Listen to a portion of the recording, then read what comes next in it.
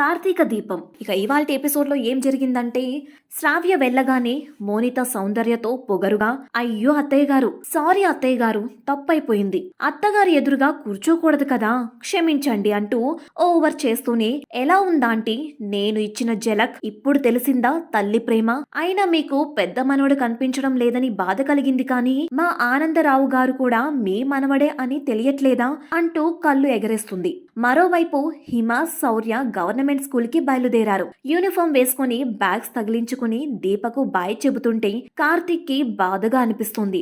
ఎలా పెరగాల్సిన పిల్లలు ఎలా అయిపోయారు అనే బాధ మనసులో మెదులుతుంది. వెంటనే తన జేబులోంచి 10 రూపాయలు తీసి హిమకి ఇస్తూ, "ఏదైనా కొనుక్కోండమ్మా, ఇవే ఉన్నాయి" అంటాడు. హిమ, "వద్దులే నాన్న, నీ దగ్గర లేవుగా" అంటుంది. "అమ్మా హిమ, నువ్వు కూడా నా మీద జాలి చూపించకు" అంటాడు బాధగా. అది చూసిన దీప, "హిమ తీసుకో" అంటుంది. హిమ ఆ 10 రూపాయలు అందుకుంటుంది. బాయ్ చెప్పి ఇక స్కూల్ కి బయలుదేరతారు. ఇక సౌందర్య, ఆదిత్య, ఆనందరావు తింటూ ఉంటే శ్రావ్య వడ్డిస్తూ ఉంటుంది. మోనిత వచ్చి, "అబ్బా గుబాలిస్తున్నాయి, నాకు పెట్టు శ్రావ్య" అంటూ ఆదిత్య పక్కనే ఉన్న కుర్చీలో కూర్చుంటుంది. చీచీ అంటూనే పైకి లేస్తాడు ఆదిత్య. "రేయ్, ఇది మనిల్లు, నువ్వెందుకు లేస్తున్నావు?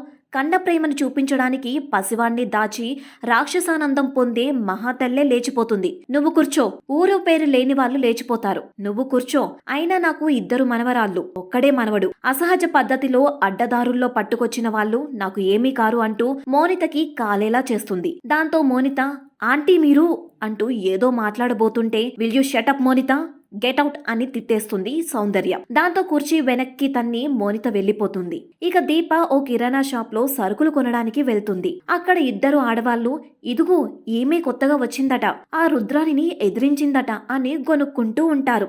"ఈ సరుకులు ఇవ్వండి" అంటూ లిస్ట్ ఇస్తుంది దీప.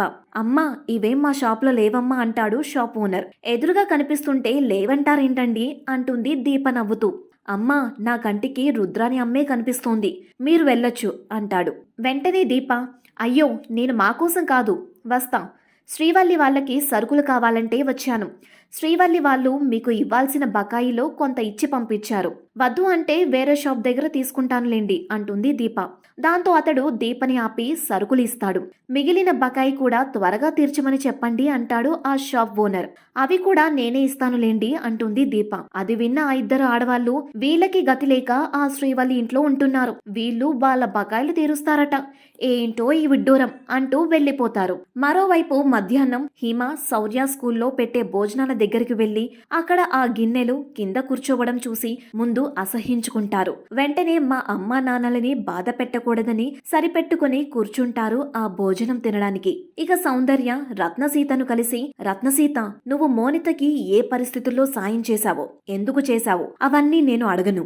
నువ్వు చేసిన సాయానికి మేము చాలా నష్టపోయాం. అయినా నీ సాయం కోరి వచ్చాను. ఆ మోనిత బాబుని అడ్డం పెట్టుకుని మాతో ఆడుకుంటోంది. ఆ బాబుని నీ దగ్గర దాచి ఉంటుందేమో అనే అనుమానంతో వచ్చాను. నిజం చెప్పు ప్లీజ్" అని దన్నం పెట్టి మరీ అడుగుతుంది సౌందర్య. దాంతో రత్నసీత ఇబ్బందిగా, "అయ్యో మేడం, నిజంగా నాకు తెలియదు. ఆ మోనితకు సాయం చేసినందుకు ఇప్పటికీ నేను ఫీల్ అవుతున్నాను. పైగా తను నాకు టచ్ లో లేక చాలా కాలమైంది.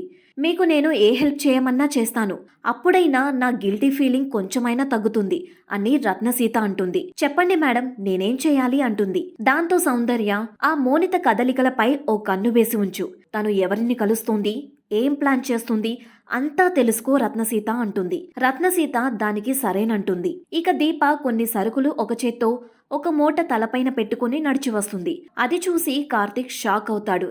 ఏంటది అంటూ మూట దించి, "ఏంటి దీప ఇది, ఏంటి పనులు" అంటూ బాధపడతాడు. దీపని కూర్చోబెట్టి అక్కడే ఉన్న పెద్ద ఆకు తీసుకుని దీపకు విసురుతూ తన చేతకాని తనాన్ని తిట్టుకుంటాడు. దాంతో దీప కార్తీక్ కి ధైర్యం చెప్పే ప్రయత్నం చేస్తుంది. ఇక ఆ తర్వాత ఏం జరిగింది అన్నది రేపటి ఎపిసోడ్ లో చూద్దాం. ఇక రేపటి ఎపిసోడ్ చూడాలంటే గనక మా ఛానల్ ని సబ్స్క్రైబ్ చేయని వాళ్ళు త్వరగా సబ్స్క్రైబ్ చేసుకోండి. ఇక అలాగే లైక్ అండ్ షేర్ చేయడం మాత్రం మర్చిపోకండి. Thanks for watching.